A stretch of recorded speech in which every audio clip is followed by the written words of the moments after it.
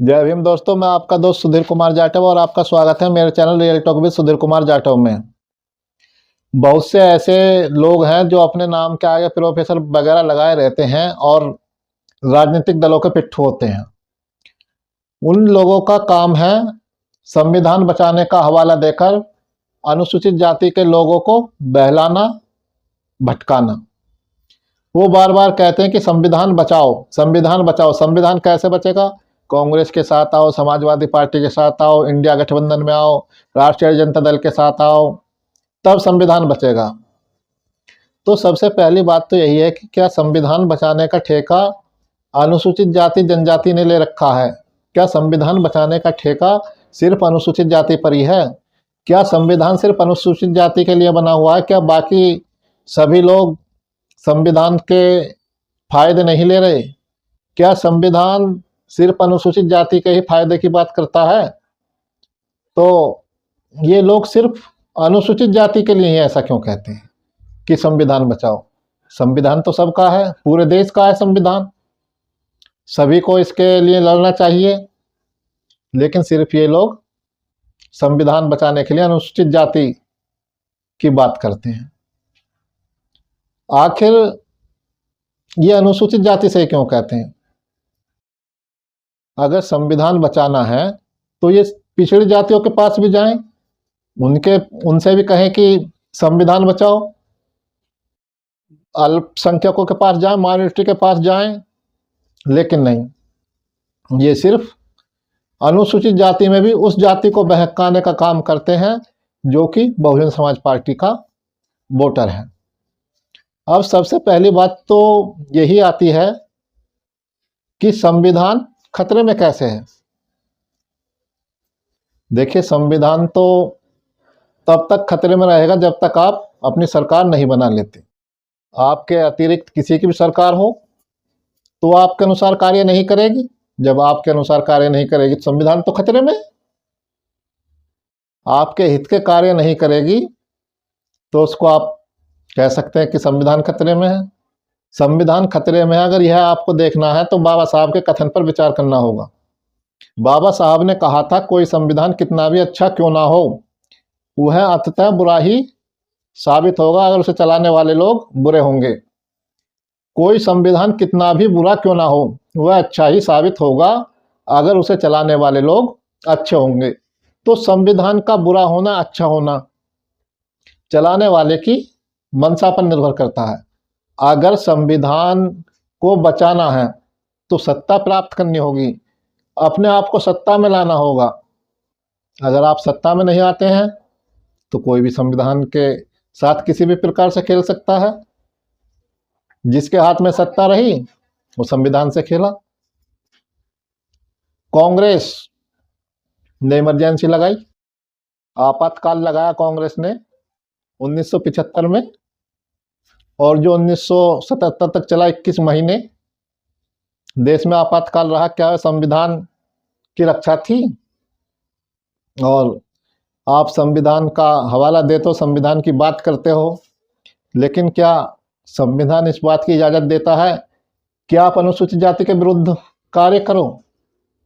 जो ये दल आज संविधान बचाने की बात कर रहे हैं, उन्होंने अनुसूचित जाति के विरुद्ध थोक में काम किए हैं। संविधान तो ये कहता है कि जो अंतिम पंक्ति में खड़ा हुआ व्यक्ति है उसके लिए विशेष प्रावधान किए जाएं। विशेष प्रावधानों को करने की बात करता है संविधान।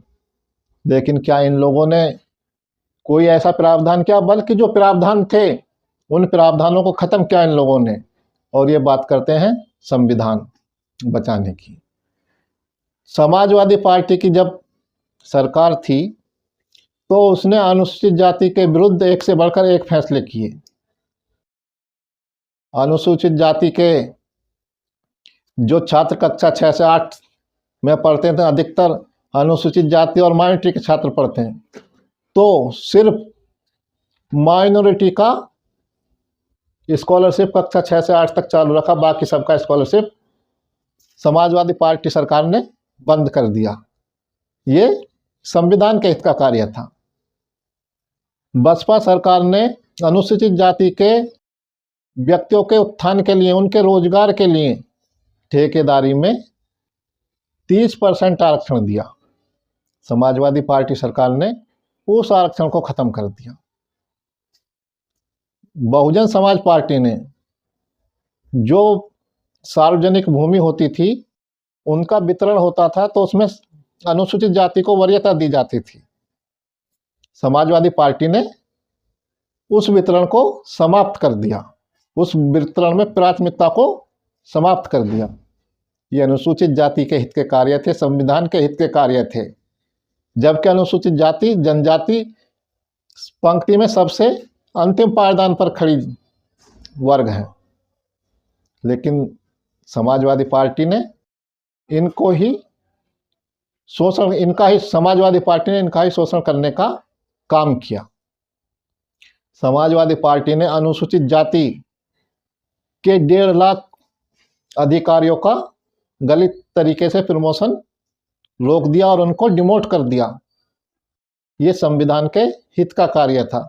यह पंक्ति में सबसे आखिर में खड़े व्यक्ति के हित में कार्य था। तब इनको संविधान याद नहीं है। समाजवादी पार्टी ने 2012 में, यही समय था, शीत सत्र चल रहा था संसद का, प्रमोशन इन रिजर्वेशन राज्यसभा से पास हो चुका था, लेकिन समाजवादी पार्टी ने उसको लोकसभा में पास नहीं होने दिया। समाजवादी पार्टी के सांसद यशवीर सिंह ने बिल की कॉपी छीनी और छीनकर फाड़ दी। बाद में सपा अध्यक्ष ने इसे अपनी उपलब्धि बताया था, इसे अपनी उपलब्धि भी बताया था और कहा था कि हम प्रमोशन में आरक्षण का विरोध करते रहेंगे। ये संविधान के हित के कार्य थे, पंक्ति में अंतिम छोर पर खड़े व्यक्ति के हित के कार्य थे। या संविधान बचाने की बात करते हैं। अगर संविधान से खतरा है तो किसको खतरा है, किससे खतरा है? क्या आप संविधान के विरुद्ध कार्य नहीं कर रहे? क्या अगर आपको सत्ता दे दी जाए तो क्या आप अनुसूचित जाति के हित में कार्य करेंगे? अगर आप अनुसूचित जाति के विरुद्ध कार्य करते हैं तो आप संविधान के साथ कुछ भी करिए।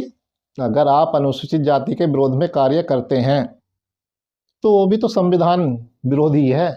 संविधान तो सबको आगे बढ़ने का अधिकार देता है। सबसे पहले तो आपको सिद्ध करना होगा कि आप संविधान विरोधी नहीं हैं, आप अनुसूचित जाति के विरोधी नहीं हैं।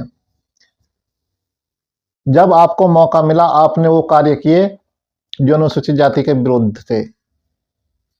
आपने अनुसूचित जाति का वजीफा रोकने का काम किया, उनका शून्य शुल्क पर जो प्रवेश था उस प्रवेश को खत्म करने का काम किया।